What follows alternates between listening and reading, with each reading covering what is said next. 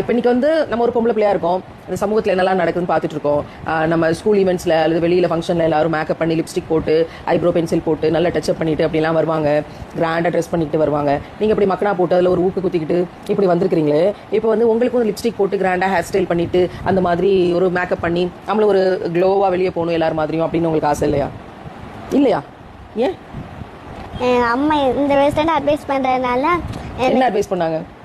Makeup போடாதீங்க பாப்பா, அது வந்து ஒரு அனிமல்ஸ் மாதிரி, ஒரு அனிமல்ஸ் எப்படி இருக்குமோ அந்த மாதிரி இருப்பேன், அந்த மாதிரிலாம் சொல்லியிருக்காங்க. நீ எப்போதுமே மேக்கப் போடாமல் இருந்தாலே உனக்கு நிறைய நன்மை செய்கிறோம் அந்த மாதிரி சொல்லியிருக்காங்க. நீ வந்து இப்போ நீ வந்துட்டு நல்வழிக்கு போகணுன்னா ஃபஸ்ட்டு அதுக்கான முயற்சி வந்து நீ எடுத்து நீ மேக்கப் போடாமல் இருந்தாலே, நீ மேக்கப் போட்டு நீ நல்லது பண்ணால் கூட அந்த மேக்கப்புக்கு வந்து தப்பு கிடைக்கும். நீ மேக்கப் போடாத, நீ வந்து நல்வழிக்கு வா சொல்லிக்கிட்டே இருப்பாங்க. இப்போ வந்து வெளியே அப்படி மேக்கப் போட்டு போனால் என்ன பிரச்சனை ஆகும்னு நீ நினைக்கிற? அம்மா ஏன் அப்படி சொல்கிறாங்க? அல்லாஹ் ஏன் அப்படி சொல்லியிருக்கான்? அல்லாஹ் குர்ஆன்ல அலங்காரத்தை வெளியே காட்டாதீர்கள்னு சொல்லியிருக்கான். அப்போ நம்ம அலங்காரம் பண்ணி அதை வெளியே போட்டு போகக்கூடாதுன்னு அம்மாவும் சொல்லியிருக்காங்க. வெளில போட்டு போனால் என்ன ஆகும்? நிறைய ஆண்கள்லாம் பார்ப்பாங்க.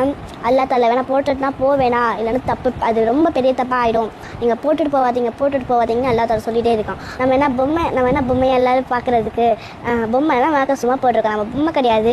அந்த மாதிரி வந்து கிண்டல் அடிக்கிற மாதிரி இருக்கும். நம்ம மேக்கப் போட்டு போய் தப்பாகிடுச்சுன்னா அல்லா தலைக்கிட்ட ஒரு நிமிஷத்தில் மன்னிப்பு கேட்டணும். அல்லா கிட்ட வந்து மன்னிப்பு கேட்டுரு பாப்பா அப்படின்னு எங்கள் அம்மா வந்து சொல்லிக்கிட்டே இருப்பாங்க. அல்ஹம்துலில்லாஹ், இறைவன் மிகப்பெரியவன். இவ்வளோ அழகாக மறுமையோட காட்சியை விவரிக்கிற பார்த்தீங்களா? அவ்வளோ சொல்லிக் கொடுத்துருக்கோம். அவ்வளோ விஷயங்களும் உள்ள மூலையில் ஏறி இருக்கு. பசுமார தாணி போல அப்படின்னு ஒரு வார்த்தை சொல்லுவாங்க. சின்ன குழந்தையா இருக்கும் போதுலேருந்தே ட்ரெயின் பண்ணுறது அப்படிங்கிறது. நம்ம சின்ன குழந்தையா இருந்ததுலேருந்தே நம்ம உலக கல்வியை நோக்கி ட்ரெயின் பண்ணி மார்க்கு மனப்பாடம் பண்ணி வாந்திடு அப்படின்னு போயிட்டு இருக்க கலாச்சாரத்துக்கு மத்தியில் சின்ன குழந்தையில இருக்கும்போதே இந்த குழந்தைய ட்ரெயின் பண்ணால் அவள் என்ன மாதிரியான விஷயங்களை ஃபாலோ பண்ணுறா, ப்ராக்டிசிங் குரான் அப்படிங்கிறதுக்கான எக்ஸாம்பிளாக நான் முர்ஷிதாவை காட்டணும்னு நான் நினைக்கிறேன்.